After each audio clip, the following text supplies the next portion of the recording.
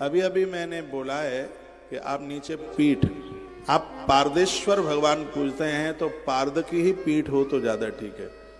आप पीतल के महादेव पूजते हैं तो पीतल की ही पीठ होनी चाहिए। आप चांदी के महादेव पूजते हैं तो चांदी की पीठ होनी चाहिए। एक नर्मदेश्वर भगवान ऐसे हैं जिनकी पीठ किसी भी धातु की आप बनवा सकते हैं, इसलिए नर्मदेश्वर भगवान को बहुत अद्भुत कहा गया। पूजा करते हैं तो आवाहनम च आसनम च अर्घम पाद्यम तथैव च, भगवान को आसन दिया जाता है। अभी मैंने आपको बोला है भगवान महादेव की पूजा में भस्म, गुड़, नवनीत कहते हैं मक्खन। आपको तो यही पता है कि नवनीत सिर्फ कृष्ण को चढ़ता है, ऐसा नहीं है। मक्खन गणेश जी को चढ़ता है, मक्खन कन्हैया जी को चढ़ता है। और इस ग्रंथ में लिखा है कि गुड़ और मक्खन दोनों मिलाकर महादेव के ऊपर चढ़ा दें। यह वर्णन किया गया है कि इसकी महिमा इतनी अद्भुत है। कहते हैं कि मंदिर में प्राण प्रतिष्ठा कराने के जो पुण्य प्राप्त हो जाते हैं, ऐसा फल प्राप्त हो जाता है। श्लोक है गुड़ेन नवनीतेन भस्म नान्निर यथा रुचि। जो भगवान को भस्म चढ़ाते हैं, मक्खन, गुड़, ये चीजें चढ़ाते हैं, लिंगम यत्नेन कृत्वान्ते, ऐसा लगता है कि साक्षात आपने लिंग की स्थापना कर डाली, आपने मंदिर स्थापना कर डाली। नवनीत मक्खन को कहते हैं। गुड़ और मक्खन मिला करके, कन्हैया को मक्खन मिश्री मिला के भोग लगाया जाता है, तो भगवान महादेव को गुड़ और मक्खन मिला करके भगवान को भोग लगाया जाता है। इससे आपके काम बनते। लिखा है सर्वत्र फलदाता। ये सब चीजें तुम जहां जाओगे वहीं आपको फल मिलेगा, आपको काम बनेंगे। और इसमें लगता भी क्या क्या लग रहा है, इसमें थोड़ा सा मक्खन, उसमें गुड़ डाल लीजिएगा, भोग लगा दीजिए, प्रसाद में बांट दीजिए, आनंद हो जाएगा। मक्खन के शिवलिंग बनते हैं। मक्खन में थोड़ी सी भस्म डालकर, थोड़ा सा गुड़ डाल करके उसका शिवलिंग बनाएं, फिर उसका पूजन करें। इससे स्वास्थ्य तो ठीक होता ही है, इसमें दुश्मन भी अपना हो जाता है। मैं कहता हूं सास झगड़ा करती है, पति झगड़ा करता है या पत्नी झगड़ा करती है, ये सब वर्णन है। मक्खन और गुड़ और भस्म के शिवलिंग बनाइए, उसका पूजन कीजिए, फिर नदी में उसको प्रवाहित कर दीजिए। घर का कलह, घर का झगड़ा खत्म हो जाएगा। सुन रहे हैं आप? 33 नंबर का श्लोक है विद्येश्वर संहिता अध्याय नंबर 11। घर के कलह को, घर के झगड़े को समाप्त करने के लिए अद्भुत है ये। क्या है?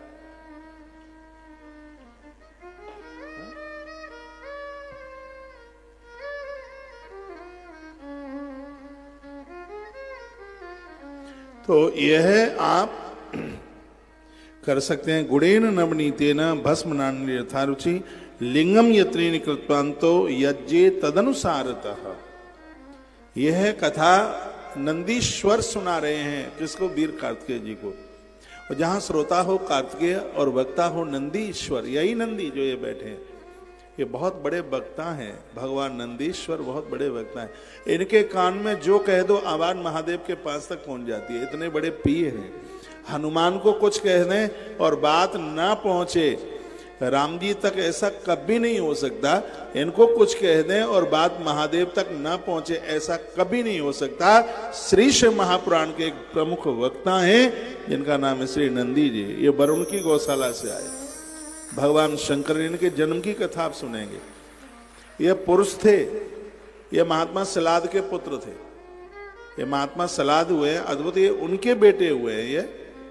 और यह है श्री शिव महापुराण के यह अद्भुत वक्ता। हमारे मध्य में पूज्य आचार्य पद्मनाथ दास जी महाराज जी का आना हुआ है। श्री रामचरित मानस भवन अयोध्या धाम। कहाँ बैठे हैं आप?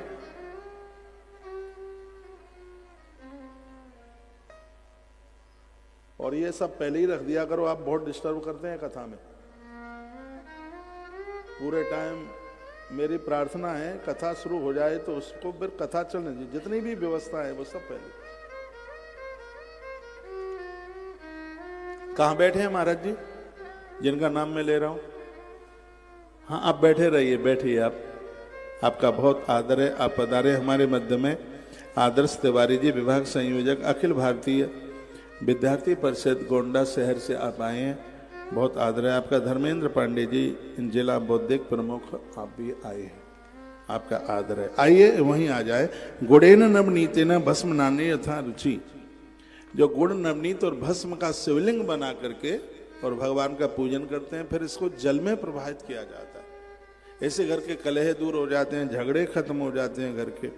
कितना बड़ा शिवलिंग बना, अगुष्टादाबपि तथा पूज मक्षंत केचना। अंगूठा जितना बड़ा होता है, सुन नहीं रहे आप, जितना बड़ा अंगूठा, ये नहीं कि इतना बड़ा आप बना दें, अंगुष्ठ अंगूठे के बराबर इतना बड़ा शिवलिंग बनाकर यदि उसको आप पूजते हैं तो घर का कलह, देखो धन कितना भी हो, घर में यदि झगड़ा है तो नरक बन जाता है।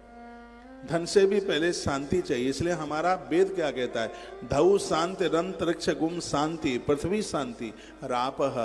वो कहता है हम नीचे ऊपर जहां भी कहीं रहे, यहाँ तक आकाश में रहें तो हमें शांति चाहिए, धरा पर रहें तो हमें शांति चाहिए, हर समय शांति। शांति के बिना जीवन ही कहाँ है। एक बात इस गोंडा की पवित्र व्यासपीठ से मैं और निवेदन करूंगा, उसका जीवन खत्म हो जाता है जो किसी की शांति का हरण करता है। आप रामायण तो पढ़ते हैं, मैं सरैया आश्रम पर राम कथा सुना के गया कुछ महीनों पहले, हो सकता है वहाँ ये मैंने बात नहीं बोली हो। रावण ने सीता माता का हरण किया। सीता माँ शांति का प्रतीक है। यदि कोई किसी की शांति का हरण करेगा तो हनुमान प्रकृति का तत्व है, वायु तत्व है, तो ये प्रकृति का कोई न कोई तत्व हमारी जिंदगी को समाप्त कर देगा। रावण की लंका जला करके राख कर दी। इसलिए किसी की शांति के साथ खिलवाड़ मत कीजिए। बहुत लोगों की वजह से लोग अशांत हैं, तो ये है कभी भी नहीं ये गलती ना करें। हमारी वजह से समाज में शांति बरकरार बनी रहे, ये संदेश ये हमारी कथाओं के द्वारा यह प्राप्त होता है। एक बार जयकारा लगाइए, बोल भक्त वत्सल भगवान की जय, श्री हनुमान जी महाराज की जय, जय श्री राधे। तो यह मैंने अभी आपको जो बोला, श्लोक पढ़ के गुड़े नवनीते भस्म नानृत्य था रुचि। आप अंगुष्ठ मात्र बराबर नवनीत मक्खन गुड़ और भस्म का शिवलिंग बनाकर उनका पूजन, पूजा के मंत्र नहीं आते तो कोई बात नहीं लगा, अथा पंचाक्षरम नित्यम जपेद युत आदरात, ओम नमः शिवाय, इस पंचाक्षर मंत्र का उच्चारण करते ही आप पूजा कर लेते हैं तो भगवान बड़ी अद्भुत कृपा करते हैं। लेकिन दीक्षा युक्तम गुरु ज्ञाय मंत्र में यांत फलाप्त है, यह स्पष्ट लिखा है मंत्र वही प्रभावी है जिसको गुरु मुख से सुना गया। जैसे गोली बिना राइफल के काम नहीं करती, गोली पर ईंट मारो पत्थर मारो वो नहीं काम करे, लेकिन उसको बंदूक की नली में रख दो तो अपना प्रभाव दिखा देती है। जैसे गोली बिना बंदूक की नली के काम नहीं करे, उसी प्रकार से मंत्र भी गुरुदेव की बोली के बिना काम नहीं करता। ये मंत्र गुरुदेव की जीभ से ये स्फुरित होता है तब यह प्रभावशाली होता है। ग्रंथ में तो लिखा है कि जब तक गुरुमुख से मंत्र ना सुना जाए तब तक हम किसी भी मंत्र में ओम लगाने के अधिकारी नहीं। किसी गुरुदेव से मंत्र सुनिए और फिर इसको जप कीजिए। भले ही ये बात मेरी किसी को बढ़िया ना लगे, फिर भी मैं बोलूंगा, ब्राह्मण सत पूतात्मा गुरु ज्ञानी विशेषते, गुरु ब्राह्मण ही होना चाहिए। हाँ, ब्राह्मण गुरु के बिना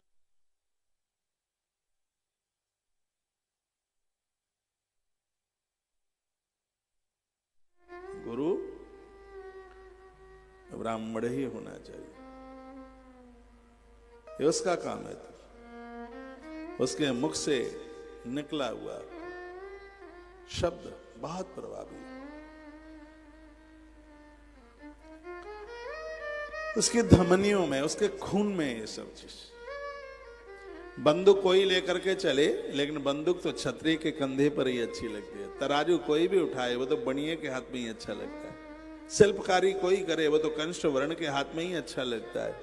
उसी प्रकार से मंत्र कोई भी पढ़ ले रटन तो, लेकिन मंत्र तो ब्राह्मण के मुख से ही निकला हुआ बहुत बढ़िया लगता है, अद्भुत लगता है। एक बात कहूंगा, बच्चों का जब विवाह करें आप तो मंत्र पढ़ने के लिए कोई ब्राह्मण ही बुलाना, ये काम ब्राह्मण का ही है। ताको काम ताइये छाजे, नहीं तो पीठ के ऊपर मोंगरा बाजे। ये मैं जाति वाली बात नहीं कह रहा हूं, मैं सिद्धांत वाली बात कह रहा हूं। विद्येश्वर संहिता के अध्याय नंबर 11 का श्लोक नंबर 41 41वां है, 41वां श्लोक है। इसमें लिखा है गुरु कैसा हो, ब्राह्मण सत पूतात्मा गुरु ज्ञानी विशेषते। सबसे पहले तो ब्राह्मण हो, जाति से भी और अपने कर्म से भी, सत्य, पवित्र और ज्ञानी, ऐसे गुरु को विशेष माना गया। लेकिन ये सब चीजें बड़े भाग्य से मिलती हैं। लोग कहते हैं जात न पूछो साधु की पूछ ले तुम ज्ञान। जरूर हम जाति नहीं पूछेंगे, लेकिन जब हम मंत्र लेंगे तब जरूर पूछेंगे कि इनकी जाति कौन सी है। गुरु और शिष्य का रिश्ता बहुत ज्यादा अद्भुत है, बहुत ज्यादा विशेष है।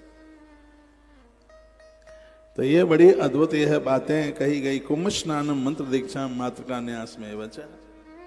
जिस दिन दीक्षा लेने को जाएं, मटके के पानी में या नदी में स्नान करके, नदी नहीं आसपास तो रात को घड़े में पानी भर दो, सुबह से नहाओ। रात को अन्न ना खाओ, भूखे रहो। सुबह भी बिना खाए फिर मंत्र लिया जाए, रात को जमीन में सोया जाए, गुरुदेव के चरणों में बड़ी श्रद्धा के साथ पहुंचा जाए, हाथ जोड़े जाए, कहा जाए गुरुदेव बड़ी कृपा आपने की है, आज आपने बड़ी कृपा की है, हे गुरुदेव आपकी कृपा से ही मेरा कल्याण हो पाएगा। ऐसी भावना रखी जाए। जपेन मंत्रा अदिष्ट सिद्ध नित्यम ब्राह्मण भोजनात्। पंचाक्षर मंत्र का कितना जो भी कोई, जब आप कोई भी अनुष्ठान करते हैं उसके बाद में ब्राह्मण भोजन के द्वारा ही अनुष्ठान पूरा होता है।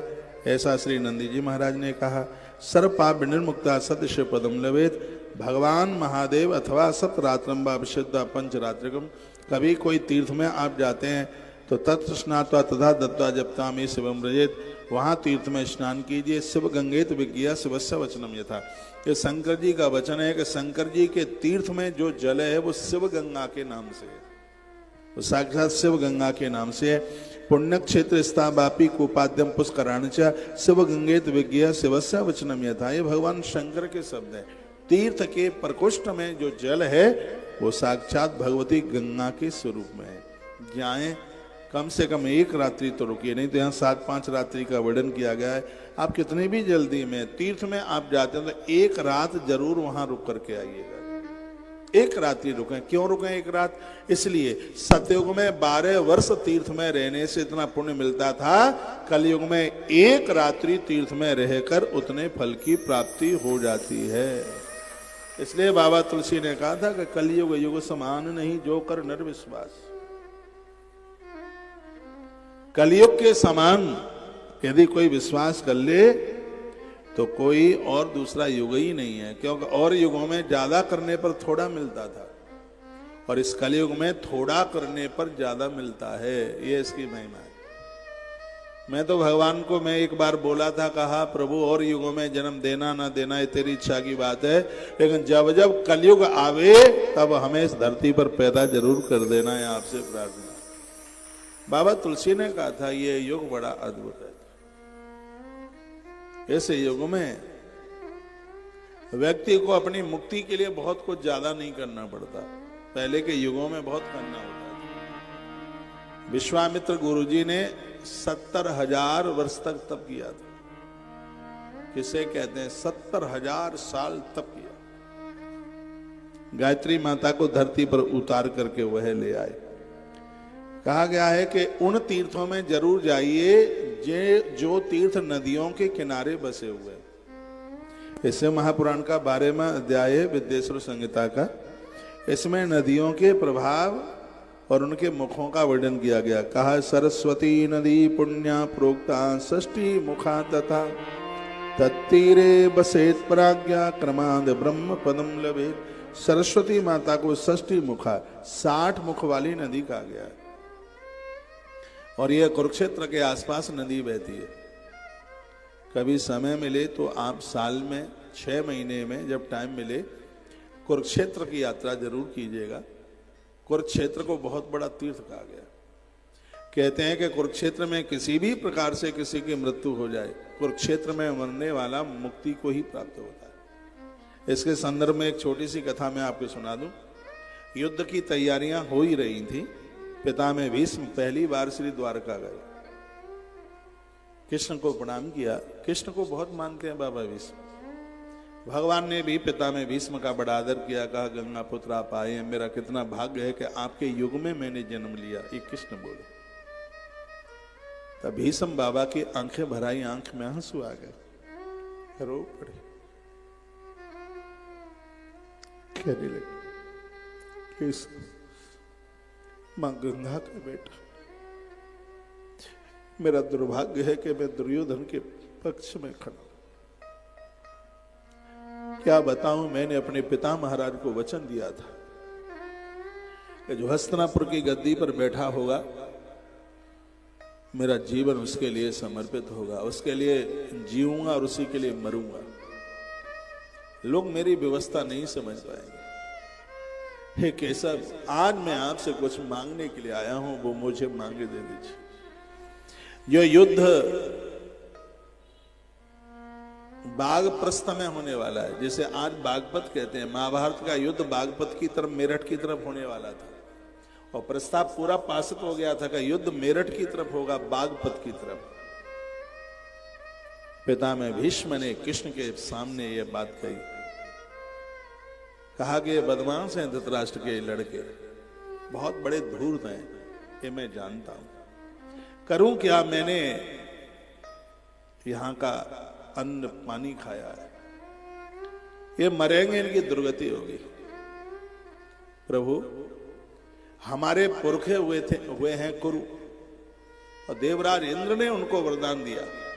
उन्होंने कहा था कि कुरुक्षेत्र की धरती पर पापी भी मरेगा तो उसकी दुर्गति नहीं होगी, उसका कल्याण हो जाएगा। इसलिए युद्ध कुरुक्षेत्र की धरती पर हो जाए तो धृतराष्ट्र के बदमाश तर जाएंगे, इनका भी उद्धार कल्याण हो जाएगा। इसलिए वो युद्ध कुरुक्षेत्र में जाकर के हुआ।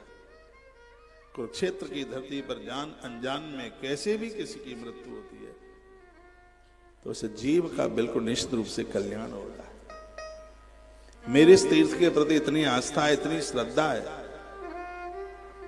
मैं वर्ष में कम से कम एक बार, भले एक रात के लिए जाऊं, मैं कुरुक्षेत्र जब से मैंने महिमा पढ़ी है तब से मैंने जाना शुरू किया। और ये जरूरी नहीं है किसी फिक्स टाइम पर ही आप जाएं, जब भी समय मिल जाए वर्ष में एक बार आप हर वर्ष कुरुक्षेत्र की यात्रा जरूर कीजिए। हम जैसे लोग तीर्थों के बारे में बता रहे हैं जिन्हें पता ही नहीं है। आपके बगल में इतना बड़ा तीर्थ है, ज्यादा दूर नहीं है, बिठूर, कानपुर से रास्ता जाता है, आर्यावर्त लिखा है इसका नाम ग्रंथ में। लव कुश की जन्मभूमि है, श्री ध्रुव जी महाराज की जन्मभूमि है, ब्रह्मा जी की खड़ाओं का प्रथम पूजन इसी स्थान पर हुआ। और आनंद की बात है कि महर्षि वाल्मीकि जी ने वाल्मीकि रामायण भी इसी स्थान पर लिखी है, कोई बताता नहीं है बातें से, इतना बड़ा तीर्थ है ये। और आज ये तीर्थ बिल्कुल लुप्त हैं, जागृत होने चाहिए लोगों को, इसके बारे में पता होना। आप सोइए नहीं, दो पंक्तियां में भगवान महादेव के चरणों में समर्पित करता हुआ और आज की कथा छूट गई ना तो समझ लेना कि बहुत बड़ा नुकसान हो गया। बीच में से बिल्कुल जाना नहीं है, कथा तभी छूटेगी जब कथा का छूटने का टाइम होगा। सामने भगवान महादेव का शिवलिंग दिखाई दे रहा है। ये शिवलिंग सिर्फ फोटो खिंचाने के लिए, सेल्फी पॉइंट नहीं है ये, इसके दर्शन मात्र से कल्याण है। इसको वंदन प्रणाम श्रद्धा के साथ और इसकी अर्ध परिक्रमा करके जलहरी से परिक्रमा लगाओ, फिर लौटो, फिर वहीं पूरी करो और मत्था टेक करके जाओ। आइए मैं 1 मिनट के लिए आपको कैलाश लेके चलता हूं, जो कि हिंदुओं का बहुत बड़ा तीर्थ है।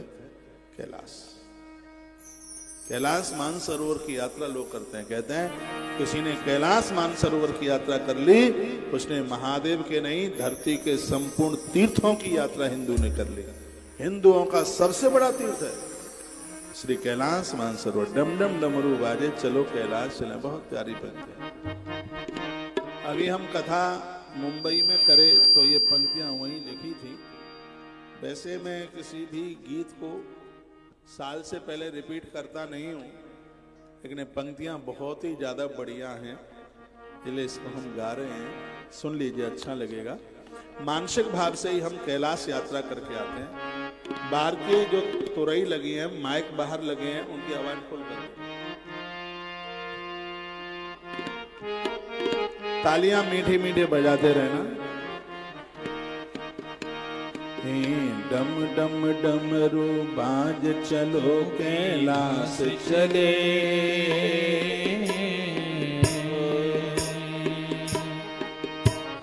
डम डम डमरू बाज चलो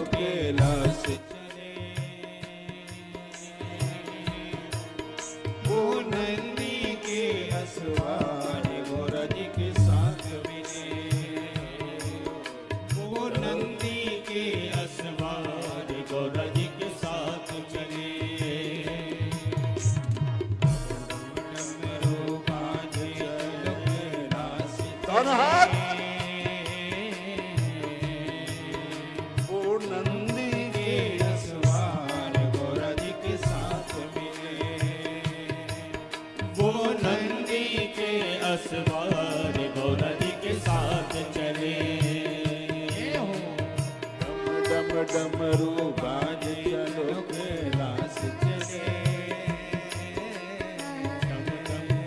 वो नंदी के असवार गौरा जी के साथ चले। वो नंदी के असवार गौरा जी के साथ मिले। ये हो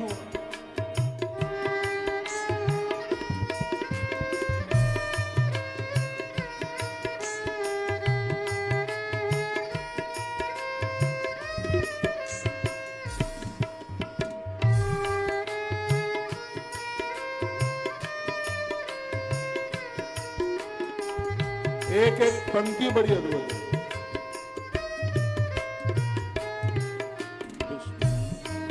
कृष्ण जी ने फूल चढ़ाए शिव लक्ष्मी के घर आए।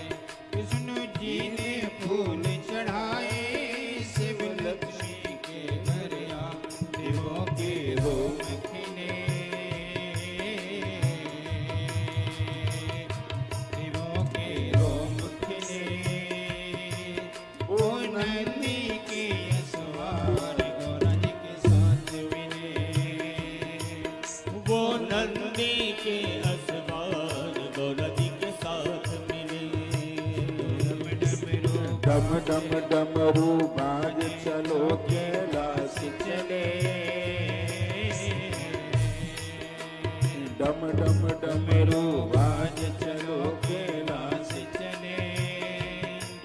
वो नंदी के असवार गौरा जी के साथ मिले। वो नंदी के असवार गौरा जी के साथ मिले।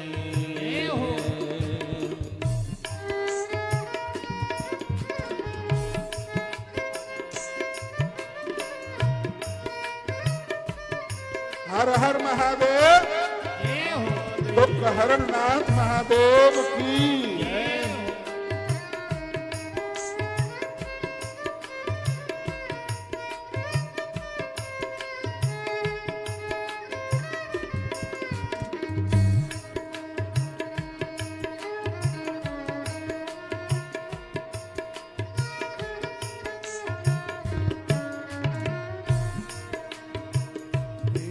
श्री राम को युद्ध जिताया पापी रावण मरवाया।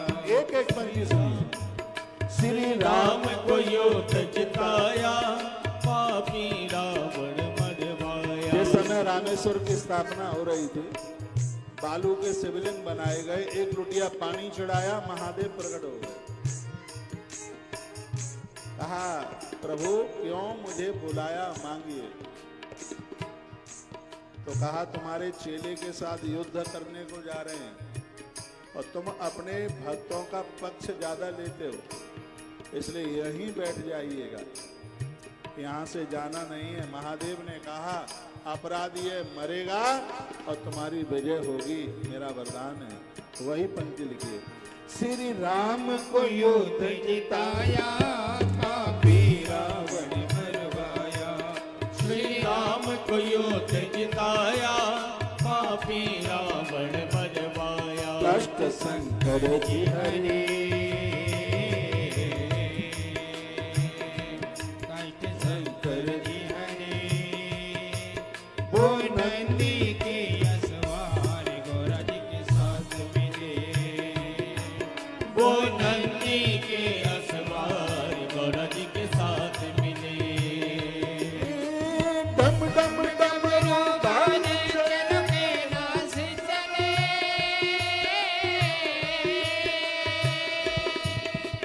डम डम डमरू बाज चलो कैलाश चले।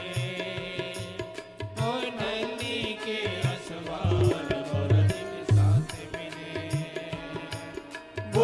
नंदी के असवार गौरा जी के साथ चले।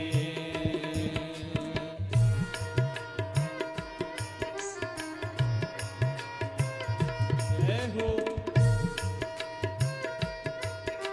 हल्की हल्की तालियां।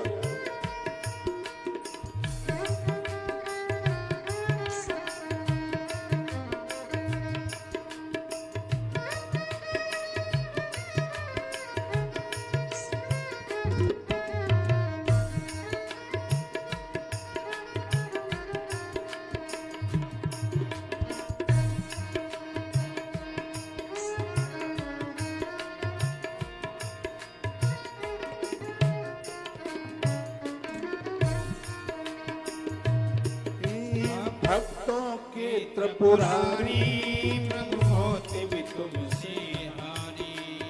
भक्तों की त्रिपुरारी प्रभु होते भी तुमसे हारी। सदा भंडारे भरे सदा भंडारे भरे। वो नंदी के असवार गौरा जी के साथ मिले। वो नंदी के असवार गौरा जी के साथ मिले। डम डम डमरू बाजे चलो कैलाश चले।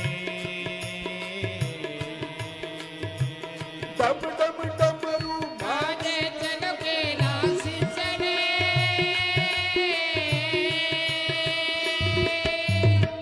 डम डमरू बाजे चलो कैलाश चले।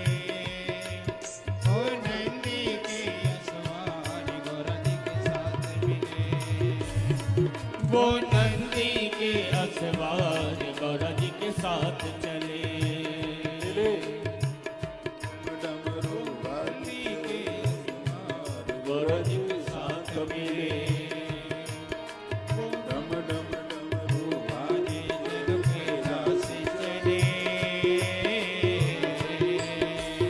नंदी के असवार गौरा जी के साथ मिले।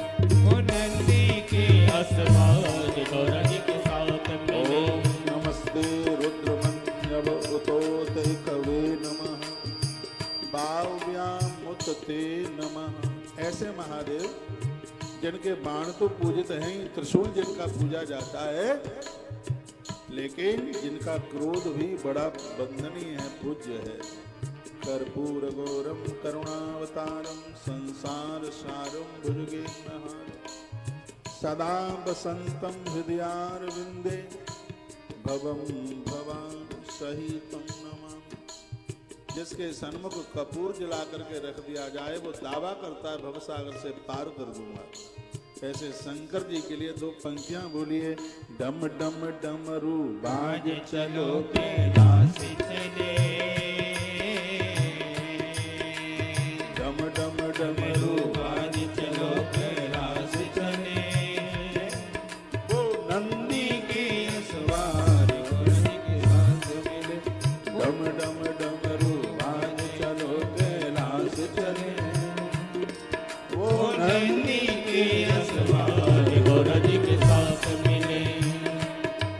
वो नंदी के असवार गौरा जी के साथ मिले। डम डम डमरू बाजे चलो कैलाश चले। वो नंदी के असवार गौरा जी के साथ मिले। वो नंदी के असवार गौरा जी के साथ मिले। वो नंदी के असवार गौरा जी के साथ मिले। बोलिए शंकर भगवान की जय श्री हनुमान जी महाराज। जय हो। तो यहाँ नदियों की कुछ विशेषता का वर्णन किया गया था। ये चैप्टर थोड़ा ठीक से सुन लें आप। लिखा है सरस्वती नदी पुण्या प्रोक्ता षष्ठी मुखा तथा। सरस्वती मैया को 60 मुख है। जो माँ सरस्वती का वंदन प्रणाम करता है व्यक्ति का अज्ञान समाप्त हो जाता है। कितनी बड़ी महिमा है माँ सरस्वती को वंदन पूर्ण पूजा करने से। तत्तीरे वसेत प्राज्ञ क्रमांत ब्रह्म पदम लवेत। जो कोई सरस्वती माता के किनारे एक आध रात भी रुक करके आ गया है उसे ब्रह्म पद की प्राप्ति होती है। ये गवाही, ये प्रमाण स्वयं भगवान महादेव दे रहे हैं। फिर वह कहते हैं हिमद गिरजा गंगा पुण्याम सतमुखा नदी। हिमालय से निकली हुई नदी है गंगा, और गंगा मैया के 100 मुख है। सबसे लंबी नदी है, बहुत विस्तार है माँ का। इस मैया को, गंगा जी को 100 मुख बताए गए। तत्तीरे चैव काश्यादि पुण्य क्षेत्रान्य काशी प्रयाग इत्यादि जगह पर रुक करके इस नदी के किनारे काशी आदि अनेक पुण्य क्षेत्र हैं। वहाँ मकर राशि के जब सूर्य होने पर गंगा की तटभूमि पर पहले से भी अधिक प्रशस्त पुण्य मिलता है। अभी मकर के सूर्य थे ना, माघ का महीना, और ऐसे समय पर कोई गंगा के किनारे भैया जाकर के रुकता है तो वर्णन किया गया पुण्यो अभिष्ट फल प्रदा। द्वितीया के चंद्रमा की तरह उनके पुण्य बढ़ते हुए जाते। अब आपका तो मुझे पता नहीं है आप प्रयाग गए कि नहीं माघ के महीने में। जहां तक मेरी आवाज जा रही है, भले आप 2 दिन के लिए जाएं, 1 रात के लिए जाएं, हर वर्ष माघ मेले में जरूर जाइए। श्री शिव महापुराण में भी उसकी महिमा का वर्णन किया है। वहां 100 मुख वाली नदी बह रही है जिसका नाम है गंगा। गंगा हमें भक्ति देती है, भगवान से मिला देती है। ये गंगा की बहुत बड़ी महिमा है। तत्पश्चात फिर कहा चतुर्विंश मुखा पुण्याम नर्मदा च महानदी। आपका ध्यान इधर हो, नर्मदा मैया का बड़ा प्रभाव है। अभी हम परिक्रमा करके आए 4800 किलोमीटर की, 4800 किलोमीटर की परिक्रमा मैया जी की 21 दिन का कार्यक्रम था। बड़ा आनंद आया। हो सकता है टेलीविजन पर आपने देखा। कहते हैं गंगा का स्नान और मां नर्मदा का दर्शन एक बराबर है। नर्मदा मैया काल मौत से बचा लेती है। नर्मदा मैया भगवान विष्णु से मिला देती है। आदि शंकराचार्य भगवान को सिद्धि मिल गई, भगवान नारायण का दर्शन हो गया इसी माता के किनारे पर। माता नर्मदा का भैया इतना बड़ा प्रभाव है। मां नर्मदा को 24 मुख है, और मैं कहूंगा माता नर्मदा के जल के द्वारा महादेव का अभिषेक कराने से गायत्री अनुष्ठान करने का फल प्राप्त होता है। जो मैया नर्मदा की एक परिक्रमा कर लेता है, जीवन तो सार्थक हो ही जाता है। सबसे बड़ी बात है 24 लाख गायत्री जप करने का पुण्य उन्हें प्राप्त हो जाता है, जो मां नर्मदा की एक परिक्रमा कर लेते हैं। अपने इधर के भारत में लोगों को ज्यादा जानकारी नहीं है। संपूर्ण नदियों में एक ऐसी सिर्फ माता नर्मदा है, नर्मदा मैया है जिसकी परिक्रमा लगाई जाती है, जिसकी प्रदक्षिणा की जाती है। थोड़ा टेलीविजन पर दिखाइए मैया जी की परिक्रमा वगैरह। चतुर्विंश, ये क्या हो रहा है? चतुर्विंश मुखा पुण्याम नर्मदा च महानदी। ये 7 नदियों में से एक नाम मां नर्मदा का था। कभी हम महाकाल उज्जैन जाएं, आप जाते होंगे महाकाल उज्जैन, तो वहां से लगभग 110 या 120 किलोमीटर आगे ओमकारेश्वर है, और वहां पर माता नर्मदा रेवा बह रही है। नर्मदा का जल ओमकारेश्वर महादेव की पिंडी के ऊपर उछाल मार रहा है। कोई लाइन नहीं, कोई पाइप लाइन नहीं। कमाल देखिए, हजारों फीट ऊपर माता गोदावरी बह रही है। 21 मुख हैं इसके।